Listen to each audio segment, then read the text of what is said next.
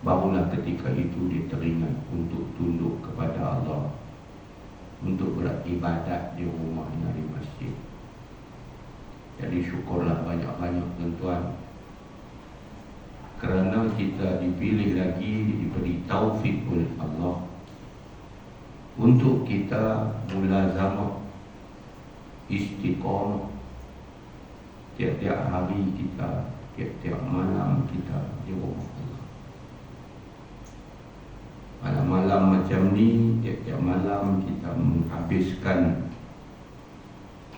antara maghrib dengan isya, waktu untuk kita berikan hak kepada diri kita untuk kenal akan agama kita, untuk mendalami sebahagian daripada agama kita, daripada ilmu Allah yang sangat luas. Mudah-mudahan Allah bagi dekat kita hikmah yang sangat mahal harganya. Wa may yu'tal hikmata faqad utiya khairan katsira. Siapa dia diberikan hikmah, dia telah diberikan kebajikan yang sangat banyak. Mudah-mudahan kita tidak terpedaya dengan dunia yang penuh tipu daya, sehingga kita jadi alpa dan leka dengan kesenangan yang sangat sedikit, terpedaya dengan iblis, syaitan dan nafsu ammarah yang menyebabkan kita terjebak, terperangkap melakukan maksiat dan dosa. Muslimin muslimat sekalian, malam ini saya bercadang untuk kita memahami apa yang sedang berlaku di satu bahagian dunia yang sangat istimewa di dalam kehidupan kita sebagai seorang Islam, iaitulah Palestin berdarah yang sudah masuk hari ini hari yang ke-33 peperangan Israel Palestin.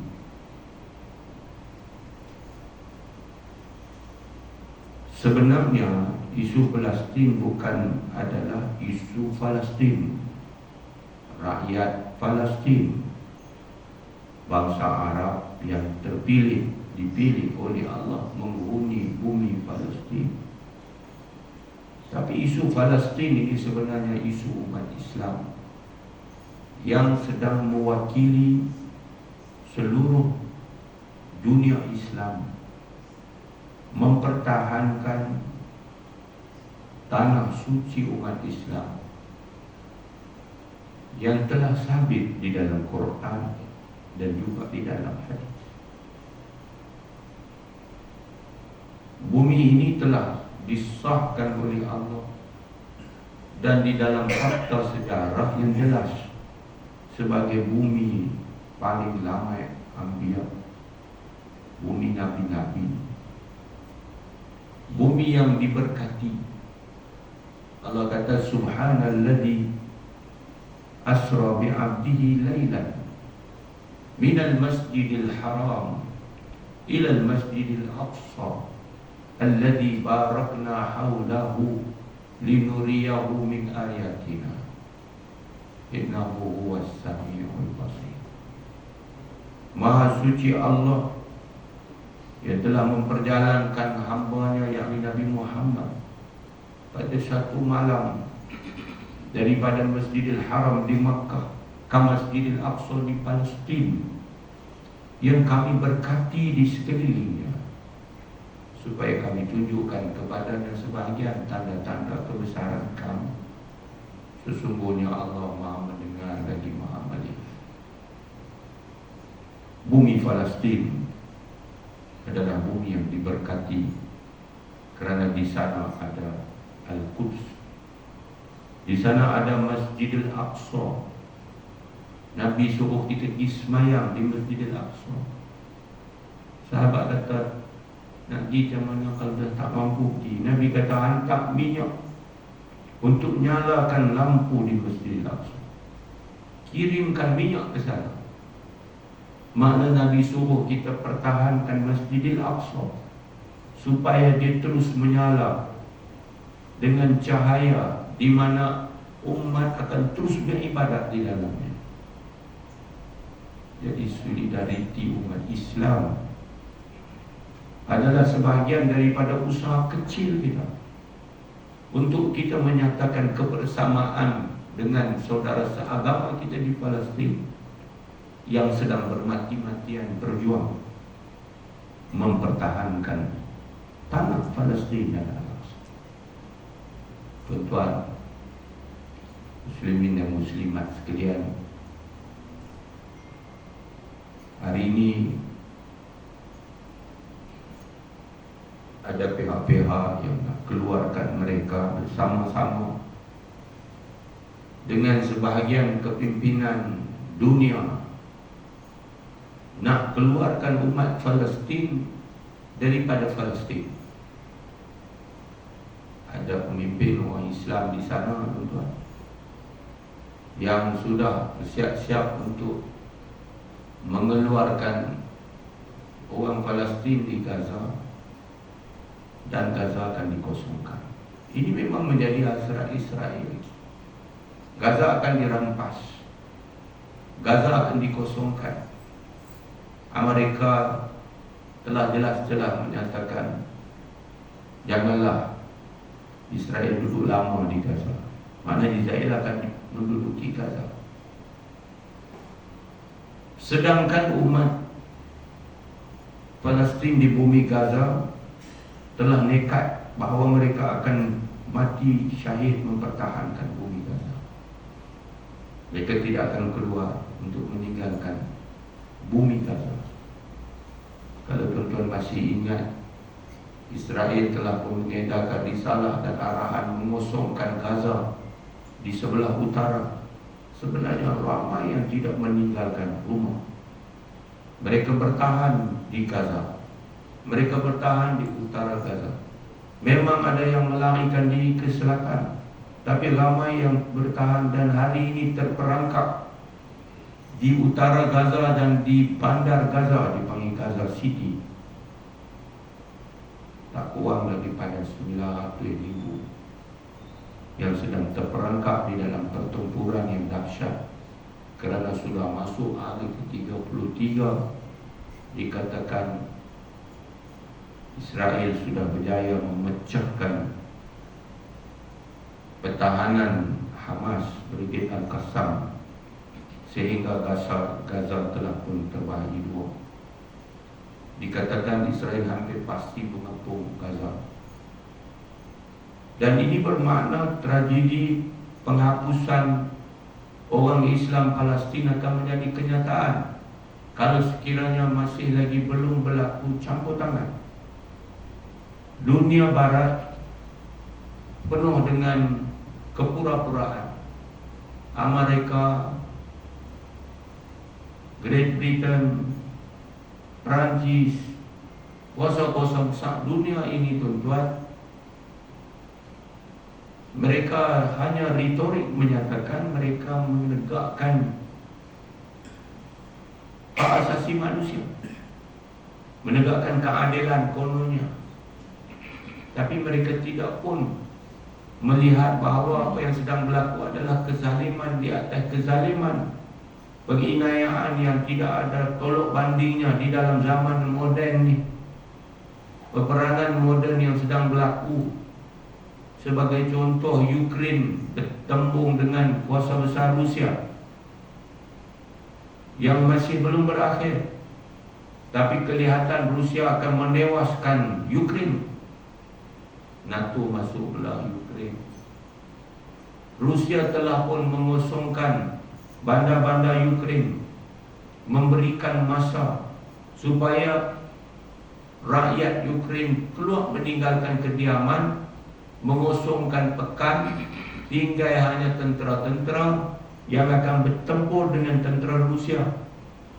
Ada pekan bandar Ukraine yang jadi macam padang jarak, padang terkukur, tapi negara-negara sekitar Ukraine buka pintu sempadan, lari keluar. Mereka diberikan akses perlindungan, perubatan, kesihatan, bahkan ada yang dijadikan keluarga angkat. Tak ada pekerjaan, diberikan pekerjaan. Tapi apa berlaku di Gaza? Setelah lebih 10 hari baru pintu sepadan Gaza dibuka untuk laluan bantuan. Warga negara, pemilik warga negara asing punya pasport pun tak ambil dulu. Dan jelas bila ucapan Ismail Haniyeh, pimpinan Hamas di Gaza, bahawa sekali ini mereka akan tidak meninggalkan bumi Gaza.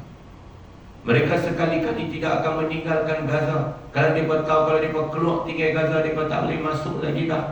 Memang ada usaha yang telah pun dirancang awal oleh Israel dan pihak-pihak termasuk Mesir untuk menyediakan tempat yang lebih luas daripada Gaza. Contohnya, kononnya untuk orang-orang Palestin Gaza pergi dan tinggal di sana, di Sinai.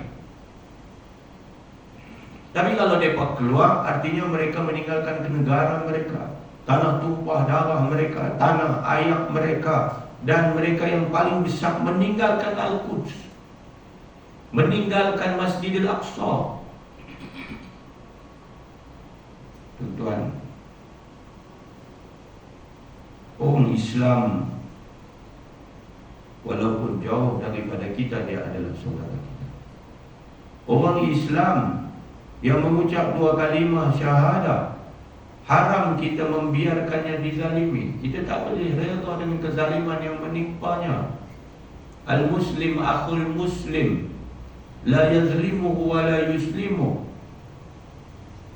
Seorang Islam, saudara seorang Islam yang lain, dia tidak menzalimi saudaranya, dan dia tidak akan membiarkan saudaranya dizalimi. Hari ini nyata macam mana Israel dibiarkan bom membedil Gaza yang kecil, yang luasnya tuan-tuan hanyalah sikit pada Pulau Pinang tu, pulau sikit pada Palih Gaza, 40 km panjang dia, daripada utara ke selatan lebih kurang 40 kilo, daripada timur ke barat lebih kurang 9 km. Terkepung sudah 16 tahun di dalam satu penjara terbuka paling besar di dunia. Itulah Gaza. Di depannya memanjang seluas mata memandang Mediterranean Sea, Laut Mediterranean. Tapi mereka tak boleh keluar. Mereka hanya boleh pergi lebih kurang 12 batu nautika. Lebih dia akan ditembak. Mereka tak boleh keluar dan orang di luar tak boleh masuk, tak boleh merapat ke pantai Gaza. Sedang di sebelah sini adalah sempadan dengan tanah yang dirampas oleh Israel. Ada kawasan berpagar dan berbatu konkrit seperti dinding tembok penjara yang tinggi. Sebelah kiri adalah sempadan Rafah dengan Mesir. Muslimin dan muslimat sekalian, satu kawasan penempatan manusia yang padat adalah Gaza. Kerana kawasan yang kecil menempatkan 2.300.000 nyawa. Itulah bumi Gaza. Hari ini tuan-tuan, mereka sedang dibom, dan jumlah bom yang telah dilepaskan melebihi bom yang telah dilepaskan oleh Amerika ke atas Hiroshima dan Nagasaki. Dan kekuatannya adalah 2 kali ganda mengikut kajian yang telah dibuat. Cuba bayangkan apabila dikepung dan semuanya telah diputuskan. Telah diputuskan minyak. Banyak kenderaan tersadai, tak boleh jalan, minyak datang. Sudah 33 hari. Bekalan ayam, yang berkuasa ayam adalah Israel. Dia telah memutuskan bekalan ayam. Dia telah memutuskan bekalan perubatan.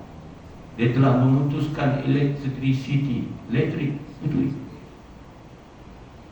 Dan ketika ramai orang pergi mencari perlindungan sejak awal ketika Gaza dibom, mereka lari ke tempat-tempat selamat. Mereka lari ke rumah-rumah ibadat kerana tidak ada undang-undang yang membenarkan rumah ibadat, sekolah, hospital, pusat kesihatan dibom. Tetapi semuanya telah pun dibom pada hari ini. Tuan-tuan, banyak masjid, termasuk masjid yang dibina oleh Malaysia, telah pun hanap, telah pun dibom. Gereja juga ikut dibom. Ada gereja paling tua di dunia, ketiga tertua di dunia, dan dibom. Rupa-rupanya tuan-tuan, Islam masuk ke situ dulu. Ada gereja tertua, kita tak kacau. Adanya Salahuddin Al-Ayyubi, tak kacau. No, belum Sayyidina Omar, tak kacau. Kerana memang Islam penuh dengan disiplin. Ketika aman dan ketika perang, kita tetap diikat dengan hukum. Kita tak boleh bunuh orang tua-tua. Kita tak boleh bunuh kanak-kanak. Kita tak boleh bunuh wanita. Bahkan kita tak boleh memotong pokok yang ada buah. Tak boleh. Tetapi Yahudi, Israel, Zionis tak peduli itu semua. Kebanyakan yang mati tuan, hampir separuh ini adalah kanak-kanak dan wanita. Lebih daripada separuh yang telah menjadi syahid adalah kanak-kanak dan wanita. Hari ini turut dibom adalah hospital kanak-kanak. Hospital kanak-kanak pun dibom tuan. Dia tak peduli. Tuan-tuan bayangkan, ada telaga-telaga yang masih tinggal ketika mana orang keluar ramai perempuan, budak-budak pinak ambil air. Mereka gamuk lepaskan bom dari atas. Mereka ambil gambar tuan-tuan. Boom, berkecai, mati. Mereka itu syahid, sangat tabah dan sangat gagah. Mereka terima dengan penuh redha. Tengok seorang wanita senyum, anak dia menjadi syahid. Mereka sangat hebat. Iman mereka sangat kental. Orang Gaza tak ada sakit jantung tuan. Budak-budak Gaza membesar dalam bom. Tetapi di Gaza ramai anak mudanya hafizul Quran. Di Gaza budak-budak yang sejak kecil cintakan ilmu pengetahuan. Gaza adalah bandar di mana kadar celek huruf Gaza lebih tinggi daripada Malaysia. Malaysia 95.7, Depok 97.5. Gaza. Sedangkan bandar tu kecil. Gaza itu tak besar pun, 2.300.000 pun. Ada lebih kurang 360 km persegi. Nak kerja apa? Mengaji tinggi-tinggi pergi universiti, bertebaran termasuk di Malaysia buat PhD. Nak balik ada beberapa universiti Gaza. Tapi mereka belajar. Mereka sangat rajin. Mereka pandai dan bijak. Mudah-mudah mereka menjadi orang-orang yang hebat. Gaza telah melahirkan pejuang-pejuang yang bukan saja berani mati, tapi sangat bijak. Untuk bayangkan mereka sendiri, bom tu,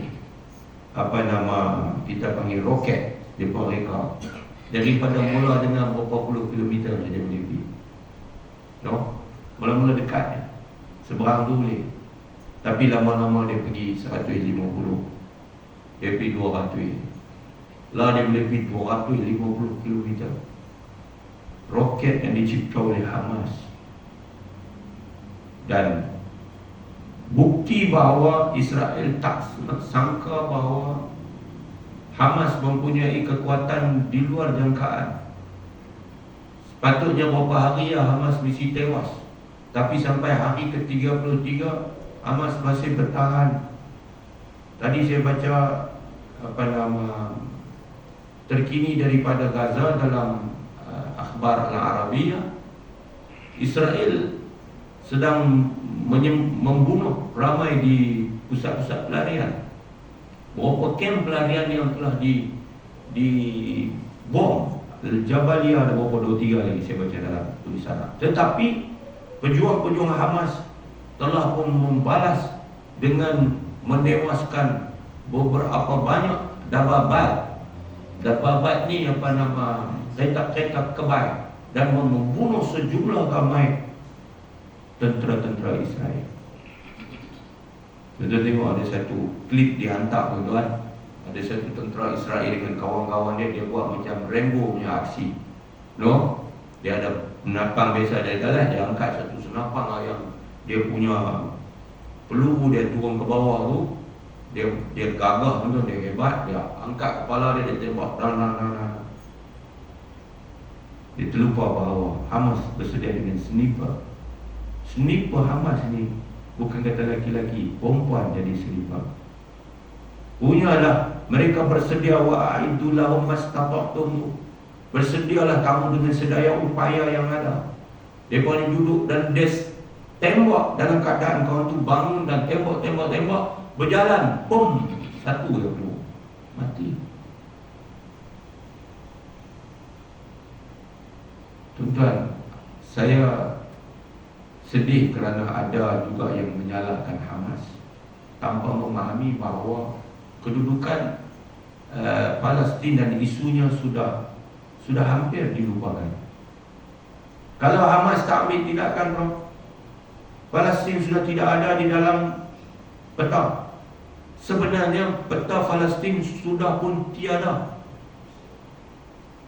Benjamin Netanyahu dengan rilek-rilek dia mengisytiharkan peta baru Al-Syarq Al-Awsat, Timur Tengah.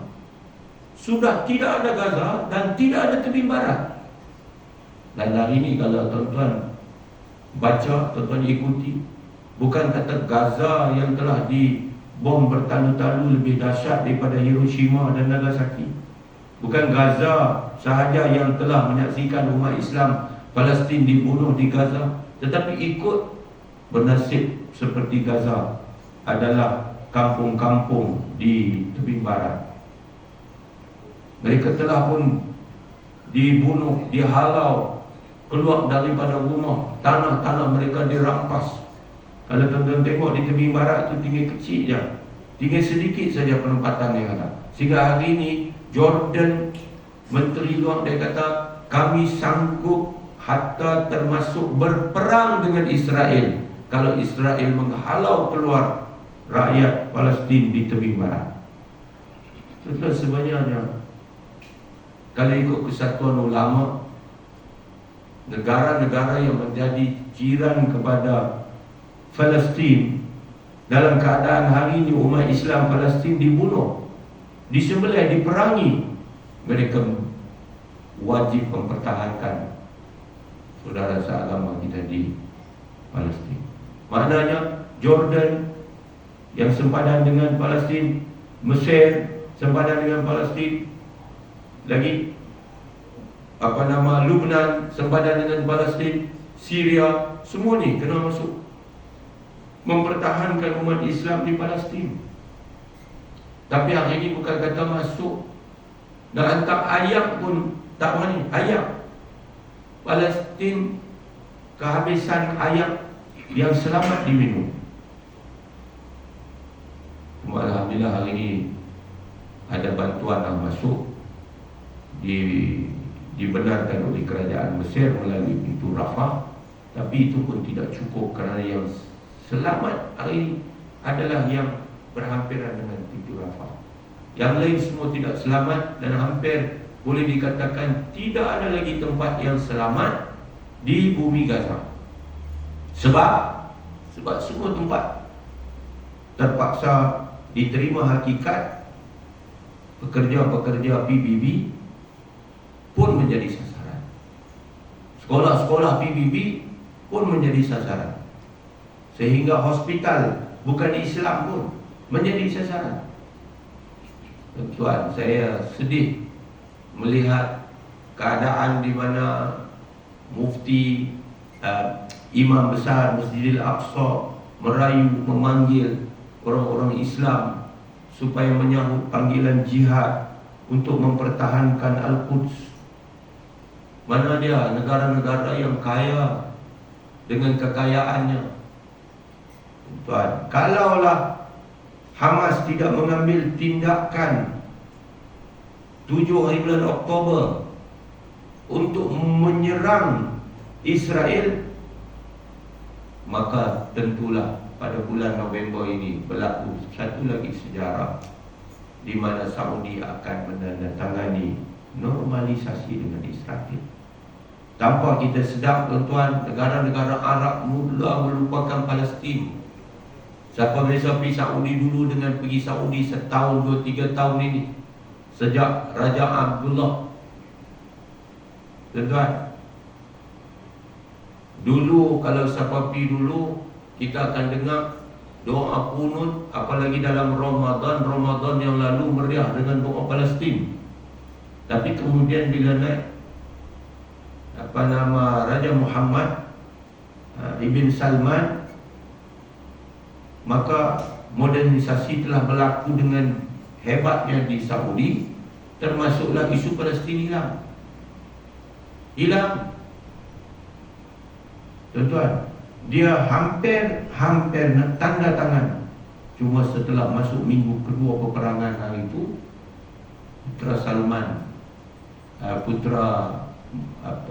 Muhammad ibn Salman sudah pun dengan tegas menyatakan kita tidak akan menandatangani normalisasi dengan Israel dan kita menyokong perjuangan rakyat Palestin. Saudi lah yang telah pun mengemukakan cadangan usul untuk gencatan senjata kan dia dan Jordan, tetapi kuasa veto Amerika telah digunakan menyebabkan gencatan senjata tidak berlaku. Kalaulah gencatan senjata tidak berlaku, Barat dan dunia membenarkan Israel terus bantai, tak percaya, tuan-tuan, tunggulah dalam seminggu ini tentulah keadaan menjadi lebih buruk kerana benteng Hamas telah pecah. Mereka sedang terkepung, bekalan tentu makin kurang. Memang jiwa perjuangan mereka kental, mereka boleh hidup dengan beberapa biji tamar. Sejarah perjuangan mereka memang hebat, tetapi kesudahannya Allahu a'lam. Kita penuh yakin kam min fi'atin qalilatin ghalabat fi'atan katsiratan biiznillah.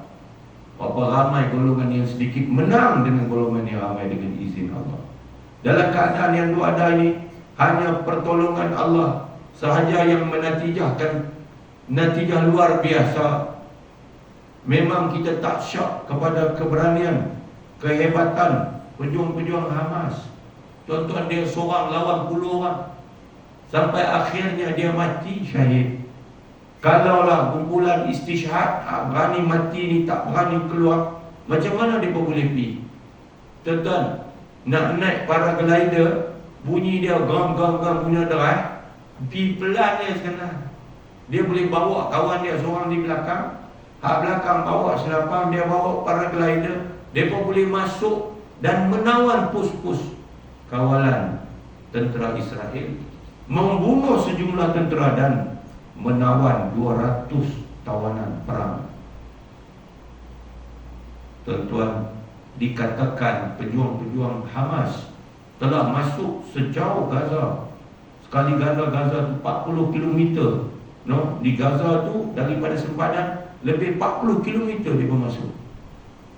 Serentak daripada udara, daripada laut, daripada darat. Siapa punya kuasa kalau bukan Allah telah tunjukkan bagaimana mereka merancang, Allah juga merancang. Wa makaru wa makarallah. Orang Israel ni, tuan-tuan, pintu sempadan dia punya sempadan dia dikawal dengan begitu rapi. CCTV, senjata dia di antara tercanggih di dunia, tentera dia di antara terkuat di dunia. Macam mana Hamas boleh pecah, boleh masuk dalam sempadan dia? Tuan-tuan, dia ada satu teknologi pertahanan udara. Secara automatik, bila peluru berpandu tembak daripada bumi ke bumi ini, dia dengan sendirinya dia akan naik yendong ke apa. Dia akan potong tengah jalan. Dia akan sekat tengah jalan. Dia akan pastikan peluru itu sia-sia saja ditembak. Tetapi tembakan roket daripada Hamas pada subuh 7 hari bulan Oktober telah mengejutkan satu Israel. Dia boleh tembak dan sampai ke Tel Aviv. Beberapa bandar yang berada di Israel telah ditembak bertalu-talu 5,000 roket. Untuk bayang 5,000 roket menyebabkan sistem pertahanan udara dia hang daripada kapal-kapal. Terbayang Brigadier General dia ditawan pakai seluar pendek. Dia Brigadier General. Muslimin dan muslimat dirahmati Allah. Jadi kita bercakap malam ni sebab kita nak abang kita bersama, dan kita nak bagi tahu bagaimana kita ingin bersama dengan mereka, kerana pasti kita akan bersama dengan mereka bila kita balik nanti. Pokok Allah tanya kita dah abang jiwa kami bersama dengan mereka. Tanggungjawab kita tuan-tuan adalah terus berdoa. Doa itulah senjata ampuh yang tinggal dekat kita. Minta Allah Ta'ala tolonglah saudara-saudara kita di sana. Pecahkanlah pertahanan Israel, porak-perandakanlah pakatan mereka, musnahkanlah mereka ya Allah. Yahudi laknatullah. Itu tuan-tuan nombor satu doa. Jabatan Mufti buat edaran, Datuk Mufti Paduka, Mufti Syekh Fadil menggesa supaya semua masjid-masjid kita untuk membaca doa qunut nazilah. Bacalah qunut nazilah tiap-tiap kali kita sembahyang. Betul?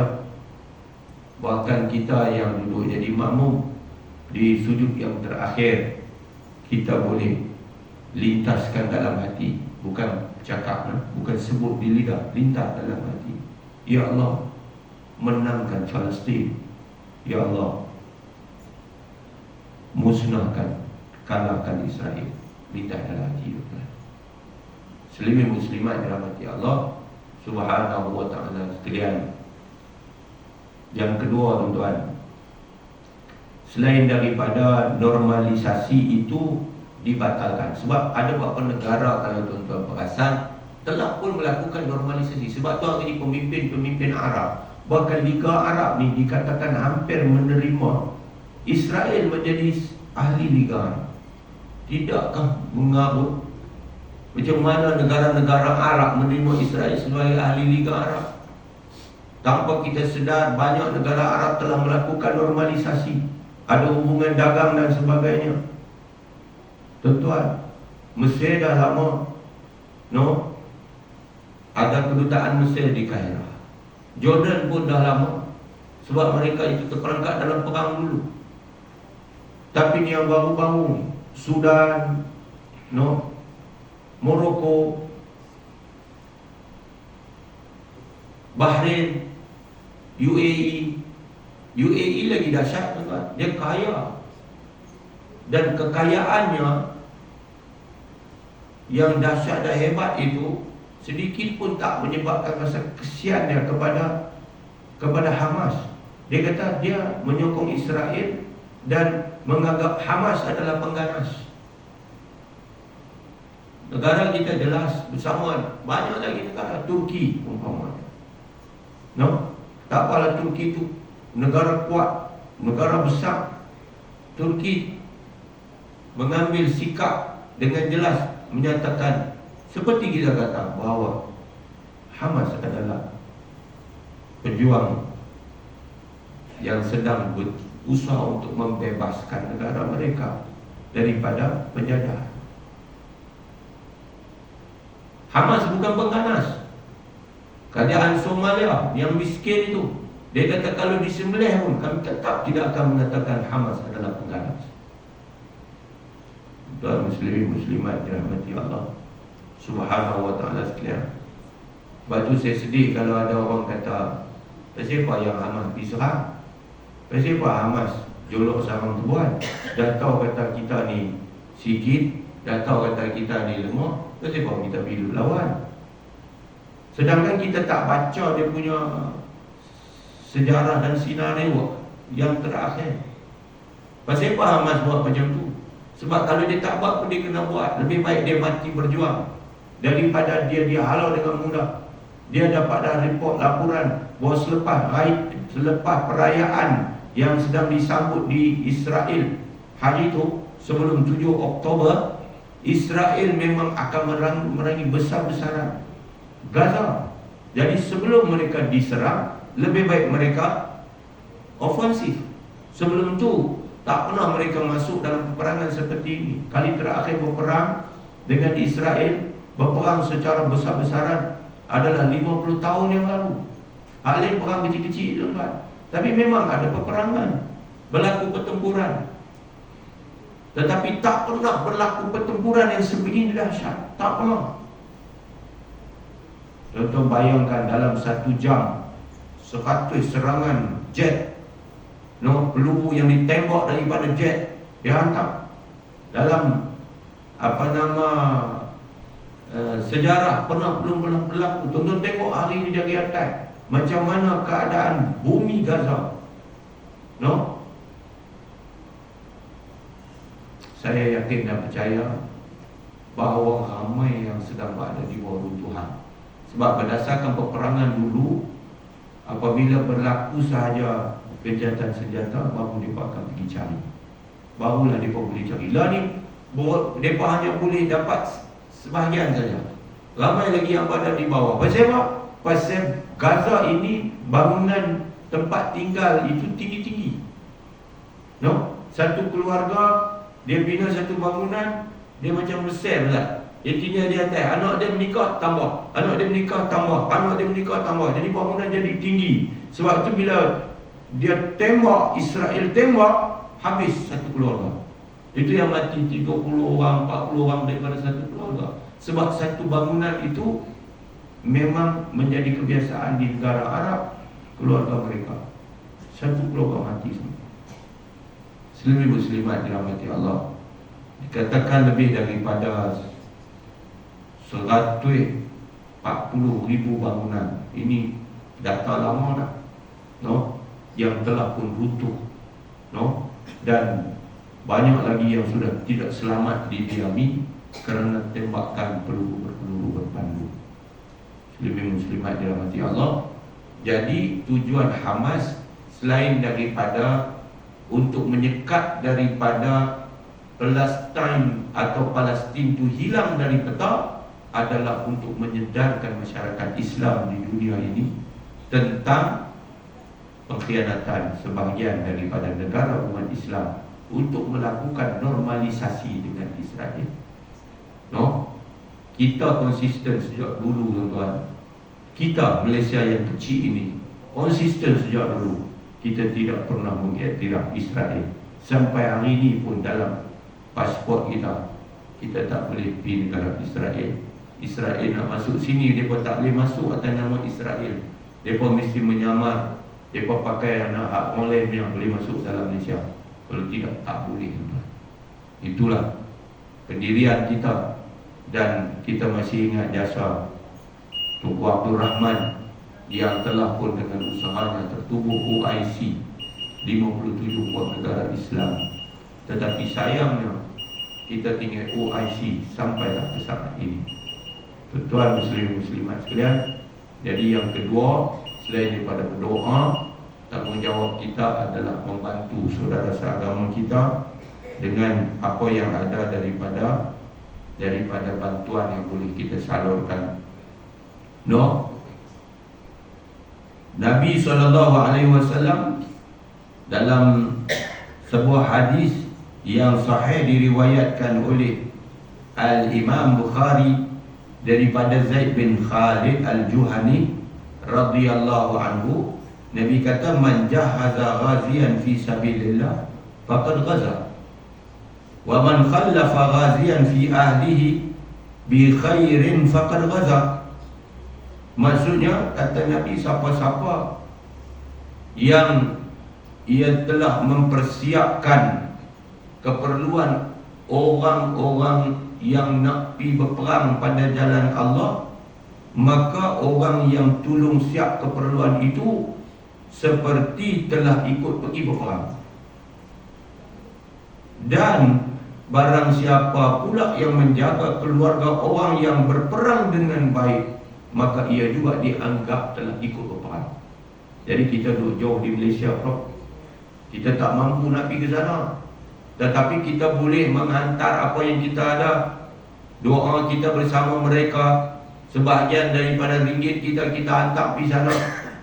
Dua, yang pertama boleh digunakan untuk persiapan ketenteraan mereka, nak bagi bantuan untuk mereka itu berperang pada jalan Allah, jihad lawan Yahudi Zionis. Yang kedua, kalaulah mungkin nak beli peralatan perang tu tak kesampaian, kita boleh bantu untuk menjaga keluarga yang ditinggalkan oleh pejuang-pejuang ni. Tuan-tuan, Hamas pejuang dia ada berapa? 40,000 orang pejuang Brigade Al-Qassam. 40,000 ya. Tetapi kalau tuan-tuan tengok Israel, dia ada kekuatan tentera dia 300,000. Israel ada kekuatan tentera yang ramai. Dia mempunyai kelengkapan perang yang semuanya tak ada kepada Al-Qassam. Al-Qassam ni dia hanya ada peluru yang kita panggil, selain dari senapang biasa ni, dia ada roket-roket tu je. Tu pun sikit ya tuan-tuan. Saya duduk tengok jumlah yang dicatat itu, kita rasa macam tak lama lah kalau banyak tu je. Sedangkan Israel ni tuan-tuan, dia punya simpanan dia 200,000, 300,000, campur semua sekali dengan askar dia yang upahan apa lagi, mau 400,000. Mereka sombong. Sebab apa?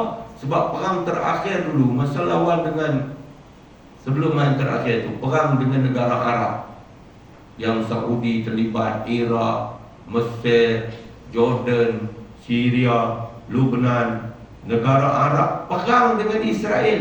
Waktu tu mereka hanya mempunyai tentera lebih kurang 200-300,000, lawan dengan tentera-tentera negara Arab 900,000. Mereka menang, Israel menang. Jadi mereka nak heran apa dengan Hamas. Hamas ada dalam 40,000, mereka ada 300-400,000. Tapi sudah sebulan mereka masih lagi tak dapat untuk mengalahkan Hamas. Mereka ada jet-jet pejuang, mereka ada kapal-kapal selam. Hari ini yang sedang tunggu bukan mereka kapal selam Israel, kapal selam Amerika pun dah datang tu, kapal pengangkut Amerika pun dah datang tu. Jadi boleh bayang. Dan hari ini Israel sedang menanti untuk Marine yang masuk, sebab mereka sedang mengepung untuk membuka laluan peperangan darat yang lebih dahsyat yang akan berlaku. Yang pasti adalah di celah-celah Hamas yang berjumlah 40,000 adalah 1 juta lebih yang menjadi pelarian, dan di sebelah yang terkepung ada lebih kurang dikatakan 800 ke 900,000 yang sedang terkepung dan berada di rumah-rumah yang kehilangan bekalan. Mereka sudah tidak ada elektrik, mereka sudah tidak ada air. Tentu bayangkan macam mana keadaan di sana. Hasbi Allah wa ni'mal wakil, wa la hawla wa la quwwata illa billahi al-aliyyil azim. Jadi muslimin muslimat dirahmati oleh Allah Subhanahu wa ta'ala sekalian, Al-Imam Nawawi rahimahullah, beliau menyatakan orang yang menyediakan contohnya keperluan untuk orang berjihad pada jalan Allah. Contoh dia bagi kuda, ya, dia menyediakan kuda, dia menyediakan unta, dia menyediakan kenderaan, dia menyediakan senjata, pedang zaman dulu lah. dan sebarang keperluan untuk berjihad, kata Imam Nawawi, orang tersebut mendapat pahala sebab berperang. Padahal dia tak pergi perang pun, macam dia pergi perang pun. Dan orang yang menjaga ahli keluarga para mujahid yang pergi berperang itu, bantu urusan ahli keluarga mereka juga, akan mendapat pahala macam pergi berperang juga. Jadi kita ni macam pergi perang juga. Bila kita tolong mujahidin yang sedang berperang, berjihad pada jalan Allah di bumi Palestin pada saat ini. Jadi saya dah beritahu sahabat Iskandar supaya beritahu dalam grup WhatsApp bahawa malam ni saya nak kutip derma jihad untuk sama-sama menjadi asbab kepada sedikit bantuan kita salurkan kepada bumi Gaza yang akan kita pungut selepas insya-Allah lagi lah. Berapa date pun tuan-tuan, saya akan terima untuk kita salurkan kepada Yayasan Amal Malaysia Cawangan Negeri Kedah yang kita ada yang wakil kita di Gaza. Kita ada wakil kita di Gaza, Pak Uni. Saya mendapat mesej penggambar daripada beliau di Gaza ketika keadaan internet sekejap ada, sekejap tak ada. Dia kata dia berjalan 15 kilo mencari tempat ada liputan internet dalam keadaan yang sangat teruk di Gaza. Di mana keadaan dia kata tak ada tempat yang selamat. Anak dia sendiri sakit buah pinggang. Dia kata berjuang dia nak lari, bakalan minum air bersih kepada anak dia sendiri. Dan kami, dia kata, malam-malam siap memegang anak-anak keluarga kami dan mengucap asyhadu an la ilaha illallah wa asyhadu anna muhammadar rasulullah, kerana mungkin itulah terakhir kami bertahan dan bertemu, kerana boleh meletup bila-bila masa. Tuan-tuan bayangkan 30 orang lebih lah wartawan-wartawan di sana yang telah pun mati syahid, walaupun mereka pakai baju wartawan, mereka pakai press tulis, tapi Israel tak pernah kenal itu semua. Wartawan siapa apa, semua dibantai semua. Jadi muslim-muslimat sekalian, jadi insya-Allah saya harap supaya dapat kita sumbang sama-sama. Nanti saya akan salurkan ke dalam akaun yayasan dan berapa jumlah akan saya paparkan. Saya akan hantar dia punya slip tu ke dalam kepada Iskandar, nanti boleh masukkan dalam grup WhatsApp kita. Muslimin dan muslimat dirahmati Allah Subhanahu wa taala sekalian, kerajaan negeri kita pun baru-baru ini telah menyalurkan daripada sumbangan awam dan orang ramai sejumlah 400,000, dan kita akan, dan 11-12 hari bulan ini di Stadium Darul Aman juga kita ada himpunan solidariti bersama Palestin, dan kita akan kutip lagi derma di sana. Mudah-mudahan RM1 yang kita bagi akan menjadi saksi di depan Allah bahawa kita bersama dengan rakyat Palestin. Yang ketiga, tuan-tuan, saya harap didiklah anak-anak kita sungguh-sungguh supaya memahami siapa musuh kita yang telah Allah sebut di dalam Quran, bahawa yang paling memusuhi kita adalah Yahudi. Ini bukan saya sebut, Allah sebut. La tajidanna asyaddan nasi adaw, kamu akan mendapati wahai Nabi Muhammad, yang paling bersangatan musuh dengan orang beriman, al-Yahuda walladzina asyraku, iaitulah orang Yahudi dan orang yang menyekutukan Allah. Jadi Yahudi sangat benci. Mereka bukan tak kenal Nabi Muhammad itu Nabi terakhir akhir zaman. Ya'rifunahu kama ya'rifuna abna'ahum. Orang Yahudi zaman tu, mereka duduk nanti siapa Nabi yang terakhir kepada umat. Mereka duk harap Nabi itu dari bangsa Yahudi. Mereka tiba-tiba terkejut kerana Nabi itu adalah dari bangsa Arab. Walaupun mereka kenal inilah ciri Nabi, inilah Nabi yang dikhabarkan, yang telah disebut di dalam kitab-kitab mereka, tapi mereka hasad, mereka tak boleh terima, mereka sangat dengki, dan akhirnya mereka mengkhianati, menjadi sebahagian daripada sejarah orang Yahudi. Mengkhianat. Nabi pergi ke Madinah, Nabi buat perjanjian dengan mereka. Mereka duduk jadi penduduk Madinah. Bani Nadir, Yahudi. Bani Quraizah, Bani Qainuqa, Yahudi. Tapi dia berkhianat. Tuan-tuan, masa Nabi dalam keadaan genting perperangan Ahzab, ketika mana orang-orang musyrikin Mekah dengan kumpulan-kumpulan yang ramai, termasuk akhirnya Yahudi bergabung dengan mereka. Tuan-tuan, bayangkan kalau tidak diselamatkan oleh Allah. Yahudi Bani Quraizah saya di belakang, tuan-tuan, di depan di Khandaq, berkubu. Allah hantar puting beliung, Allah hantar angin yang kuat, mengkucar-kacirkan mereka. Mereka lari bertebiar. Jadi kita doa mudah-mudahan tentera-tentera yang tak nampak ini Allah hantar bantu saudara-saudara di Palestin. Wallahualam benar atau tidak. Saya menerima juga video bahawa di Tel Aviv berlaku kerosakan yang dahsyat kepada banyak bangunan di Tel Aviv yang telah juga memakan korban mati kerana puting beliung yang dahsyat melanda Tel Aviv. Ada, tapi saya tak tahu benda ni benar boleh berjadi. Betul ya, benar tak betul ya, tuan. Teknologi AI ni macam-macam dia boleh buat. AI kan dia kata. Teknologi baru ni tipu fake pun ada. Jadi apapun, ayam adalah tentera Allah, angin adalah tentera Allah. Sehingga apa saja yang dikehendaki oleh Allah menjadi tenteranya akan berubah menjadi tentera Allah. Tuan, akhirnya yakin dan percayalah bahawa sudahnya Yahudi tetap akan kalah. Yahudi tetap akan kalah. Bukan hari ini esok, bukan minggu ni minggu depan, bukan tahun ni tahun depan, bukan dalam saat kita hidup ni, kerana kita di akhir zaman. Di akhir zaman sebenarnya nanti pasti Yahudi akan kalah.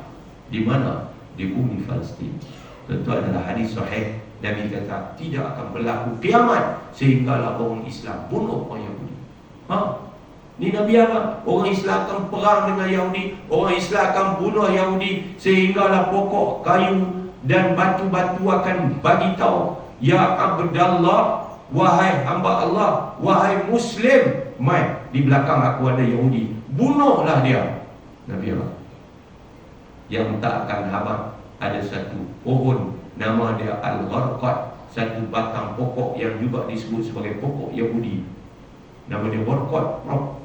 Hari ini di Israel ramai orang Israel Yahudi menanam pokok Gharqad.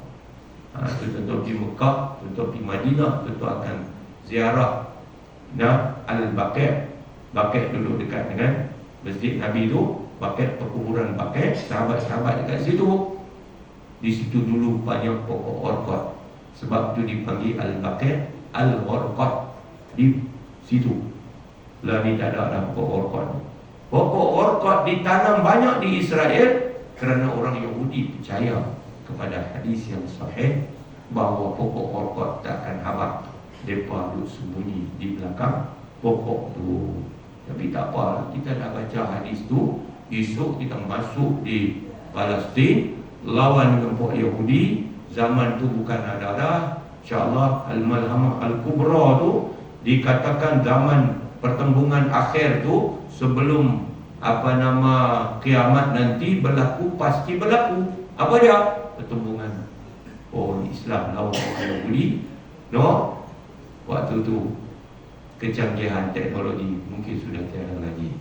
Main tekan kan, macam kita duk tekan lah, tuan-tuan. Bila kita tekan, gelombang bawa pergi. Betul tak boleh? Bukan ada wayar, bukan ada apa. Kita agak tekan ya. Bila tengok-tengok tak ada line, hidup tak? Tak hidup. Harga 450,000 kalau tak hidup tak ada guna. Sama kita duduk bawah lah, main tekan tu. Main tekan malfunction. Nampak macam mana? Habis yang ni malfunction semua main tekan. Gelombang sudah tidak berfungsi waktu tu. Agak-agak manusia nak lawan apa? Manusia akan kembali lawan satu. Balik perang macam zaman Nabi. Kita lawan pedang. Waktu tu tuan-tuan bayangkan orang Islam ni, tuan-tuan boleh tengok dalam peperangan Israel dengan Palestin, Hamas, Al-Qassam. Macam mana beraninya pejuang Al-Qassam. Mereka pegang bom tu, dia boleh pi dekat kereta kebal tu, ada dia berjalan tu, dia boleh pi letak lah tu, dia boleh patah balik kamera duduk ni, tembak, meletup kereta kebal. Mereka orang Yahudi tu kan duduk pesta ni, duduk pesta. Tengok-tengok kamera dia angkat-angkat, tengok-tengok tu dia macam burung duduk terbang. No, masuk melalui paraglider. Mereka ni adalah orang-orang yang cintakan mati. Tak ada masalah. Memang Al-Qassam, mereka dilatih, keluar, mereka sudah dikira seperti sedang akan mati. Mereka keluar tu mereka syahid. Mereka pi tuan-tuan bawa beberapa biji kurma kan. Mereka tahu dah, mereka lentas sempadan masuk Israel. Mungkin mereka tidak akan patah balik, mereka tidak akan kembali. Tuan-tuan bayangkan, bawa mutu, minyak mutu punya ada ya, Kobi, mereka pergi mencari mati, sama ada menang ataupun mati syahid. Jadi golongan Islam di akhir zaman nanti berperang adalah golongan yang cintakan kematian. Tetapi musuh-musuh mereka itu benci kematian. Mereka sedang ketakutan pada ketika itu. Cuma bala pada umat Islam hari ini disebut oleh Nabi, penyakit wahan menimpa umat, dicabut daripada dada orang-orang bukan Islam, musuh Islam, kegerunan kepada Islam. Mereka tak takut kepada umat Islam, dan dicampak pula ke dalam hati orang-orang Islam ini penyakit wahan. Sahabat tanya, apa dia penyakit wahan ya Rasulullah? Nabi kata, hubbud dunia wa karahiyatul maut, cinta kepada dunia dan takut mati. Orang Palestin, mereka telah membuktikan mereka tidak cinta dengan dunia. Mereka kecil-kecil, tuan-tuan, budak-budak pasrah, redha, terima, darah duk meleleh, tangisan sekejap, tuan-tuan, terima. Tapi kemudian mereka senyum menghadapi kematian. Dia kata tak apa, dia mati syahid, dia boleh dapat makanan di sana, dia lapak di sini. Kalau dia mati, dia boleh makan di syurga. Itu orang Palestin. Mereka itu tidak cinta dunia, mereka itu tidak takut mati. Sedangkan yang mengelilingi bumi Palestin adalah pemimpin-pemimpin yang cinta dunia dan takut mati. Tentu bayangkan tergamuknya Saudi ketika umat Islam Gaza sedang disembelih. Mereka buat sambutan pesta, hiburan di Riyadh. Dia ada satu konsert mega di Riyadh sedang berjalan, dan putra Turki, seorang yang bertaraf menteri, menteri bertanggungjawab tentang hiburan, taraf dia menteri. Dia kata tak perlu ditangguhkan, semua mesti diteruskan.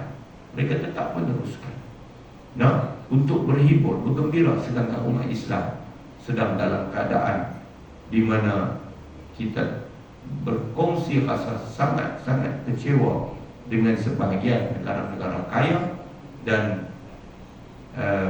berkemampuan untuk memberikan pembelaan, menjadi jiran kepada negara Palestin, tetapi negara Islam ini tak melakukan apa-apa.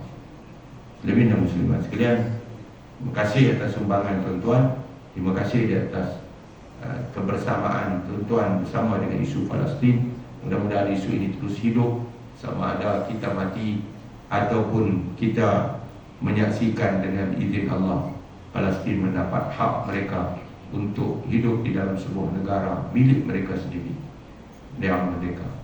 Tak tahulah tuan-tuan, kalau ikut Yahudi, Zionis, kerajaan Israel yang haram itu, mereka telah menegaskan mereka akan membunuh habis Hamas, dan mereka akan mengawal Gaza selepas ini. Maknanya Hamas tidak akan menyerah, akan berlakulah pertembungan yang akhir, dan sejarah akan menyaksikan berapa ramaikah yang akan menjadi mangsa di dalam peperangan berat sebelah ini.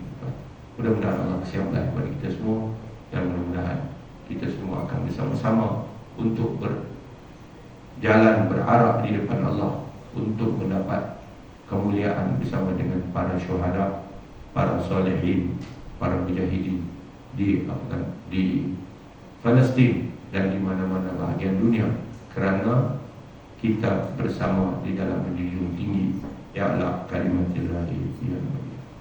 Cukup dekat tu, jadi bulan depan بالله من الشيطان الرجيم. بسم الله الرحمن الرحيم. الحمد لله رب العالمين. اللهم صل على سيدنا محمد وعلى آله وصحبه أجمعين. اللهم اهدهم فإنهم لا يعلمون. اللهم علمنا ما ينفعنا وانفعنا بما علمتنا. اللهم زدنا علما. اللهم فقهنا في الدين وعلمنا التأويل. اللهم ارزقنا فهم النبيين وحفظ المرسلين وإلهام الملائكة المقربين. ربنا آتنا في الدنيا حسنة وفي الآخرة حسنة وقنا عذاب النار. اللهم أعز الإسلام والمسلمين. اللهم انصر المجاهدين المستضعفين في فلسطين. اللهم فرج أهل غزة. اللهم فرج أهل غزة. اللهم فرج أهل غزة ووحد صفوفهم. اللهم وحد صفوفهم. اللهم اشفي مرضاهم. اللهم ارحم موتاهم. اللهم تقبل شهداءهم. ربنا آتنا في الدنيا حسنة وفي الآخرة حسنة وقنا عذاب النار. صلى الله وسلم عليه والحمد لله رب العالمين. سبحانك اللهم وبحمدك أشهد أن لا إله إلا أنت أستغفرك وأتوب إليك. بسم الله الرحمن الرحيم. والعصر إن الإنسان لفي خسر إلا الذين آمنوا وعملوا الصالحات وتواصوا بالحق وتواصوا بالصبر.